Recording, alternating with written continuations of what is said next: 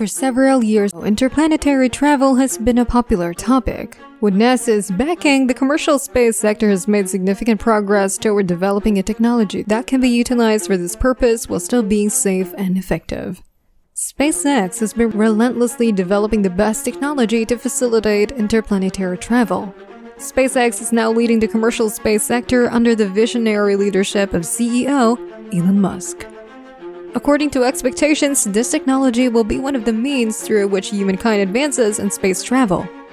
Additionally, it has benefits including excellent astronaut safety, quicker journey times to distant locations, and flexibility in where it may launch. If all goes according to plan, the technology may also lessen the likelihood of hostile satellite attacks. With the development and testing of this cutting-edge, innovative rocket technology, the business has paved the road among its major competitors in the private space sector to the top.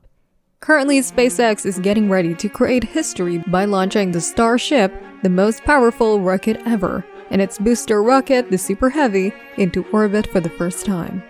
What exactly is this rocket technology? How does it function, and how does it help advance interplanetary travel? The Starship is a foundation of interplanetary travel between Mars and Earth. The Mars colonization enterprise involves and allows humans and cargo to travel to the Red Planet to reduce travel costs. The Starship is divided into two stages, the Starship and the Super Heavy. Despite its immense power, the Super Heavy, the world's most powerful booster and the first of its kind, is said to be reusable several times after each trip. It is a massive structure that stands 69 meters tall and 9 meters across with enough space to hold 3,400 tons of fuel. The Super Heavy has an undeniable liftoff mass of more than 3 million kilograms, generating massive thrust from the Raptor engine designed alongside the booster rocket. It's an ingenious invention that can land on its 6 retractable legs after separating from its upper body and returning to Earth. However, as we all know, Elon Musk is a man of surprises with his unique innovations, so the Super Heavy is also designed to be captured upon re-entry and landing back on Earth by a pair of arms attached to the launch tower. Even with the risk, it is a great innovation by the company. Several groups, including the United States Army, are concerned about the Super Heavy launch because they intend to use it to move heavy cargo quickly from one location to another on Earth. The powerful booster rocket is said to have been completely developed and will be launched into orbit alongside the Starship. This announcement came from several launch delays due to additional tests and repairs on the booster rocket to ensure perfect space travel. Because of its complex design, the Super Heavy, known as Ship 24 and Booster 7, must be tested before it can begin operations. The space company tested the prototype gradually over the past 4 months, starting in April and May. Only in August did SpaceX begin carefully igniting each vehicle's Raptor engines as a part of a static fire testing process, which is considered a critical aspect of passing both vehicles for a space flight. It is also the most challenging stage due to the progress made in 2021. Because SpaceX was able to gain testing experience while testing an orbital-class Starship prototype on the ground earlier, the procedure for testing Ship 24 is still new and unknown for some reasons, and the challenges for Booster 7 are even more significant than for Ship 24. Over the last year, significant changes to the design of the Starship and Super Heavy rockets were made to refine the rocket. Still, SpaceX decided to go a step further and build a different version of the Raptor engine. When the two Raptor engines were compared, it was discovered that the Raptor V2 looked brand new and produced approximately 25% more thrust, or 230 tons, than the Raptor V1. The company also made more changes to the engine's operation, particularly during the startup and shutdown stages, while diminishing the importance of previous experience in testing the Raptor V1 and V1.5 engines on Ship 20 and Boosters 3 and 4.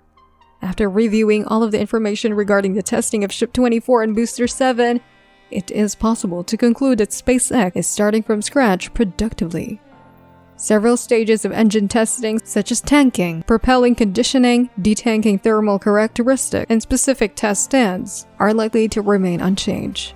Before SpaceX began testing the Raptor V2 engines on Starship and booster prototypes, almost every part of a rocket was affected in some way by its engines. It was interesting to see the changes made between V1.5 and V2 would render much earlier testing invalid. Nonetheless, when the Booster 7's static fire test began, it revealed that much of the previous work had to be repeated. It also demonstrates that despite the simplifications made in the Raptor V2 design, operating the engine on the Starship and Super Heavy is more difficult to get right than expected. Since mid-July, SpaceX has completed 15 to 20 prime spin tests between Booster 7 and Ship 24, the most ever performed by any other prototype in Starbase history. Spin prime tests are performed by passing high-pressure gas through the Raptor's pumps to safely spin them up without igniting anything. It's unclear why so many of these tests are being carried out if the company is gaining anything from them. SpaceX appears to have stopped conducting pre-burner tests entirely, which is a spin prime that is more lifelike with partial combustion. After 8 weeks of engine testing, Booster 7 was only recorded as having completed 3 static fires, 2 with 1 engine and 1 with a maximum of 3 or 4 engines, where Ship 24 only completed 1 static fire with 2 engines. Still, before either vehicle could be taken and repaired ready for a flight, each vehicle would have to extensively perform multiple static fires with all of their Raptor engines. 33 Raptor engines are in Booster 7 and 6 booster engines are in Ship 24. Suppose the pace of Booster 7 does not change. In that case, the vehicle could be months away from a complete 33 engine static fire attempt, which could later turn out to be the single most important and undetermined test standing between the first orbital launch attempt of SpaceX and Starship. Ship 24's flight preparation and readiness phases ought to be less difficult, but it is beginning to look as though it is having trouble, much like the B7. Elon Musk, the billionaire and business tycoon who serves as CEO of SpaceX, stated that an intense effort is underway.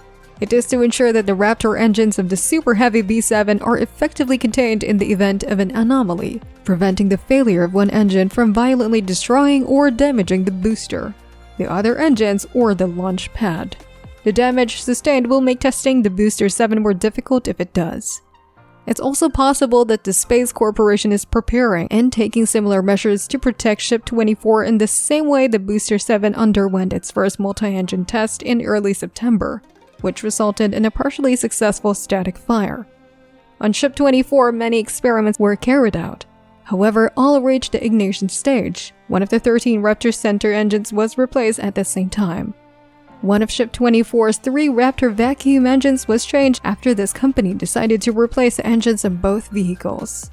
A few days later, the corporation informed the remainder of Boca Chica's inhabitants in a safety notice that SpaceX would start the testing phases on September 6. The safety notice is now irrelevant, but if Booster 7 and Ship 24 worked out as planned, it still permits the corporation to carry out its test. Additionally, the organization has more chances to do additional testing. That is our video for today. We hope you like it. What are your thoughts on SpaceX and its future plans? Do you project Starship and Super Heavy Booster 7 will succeed? Share all of your thoughts with us in the comment section below. Well, that's all for now.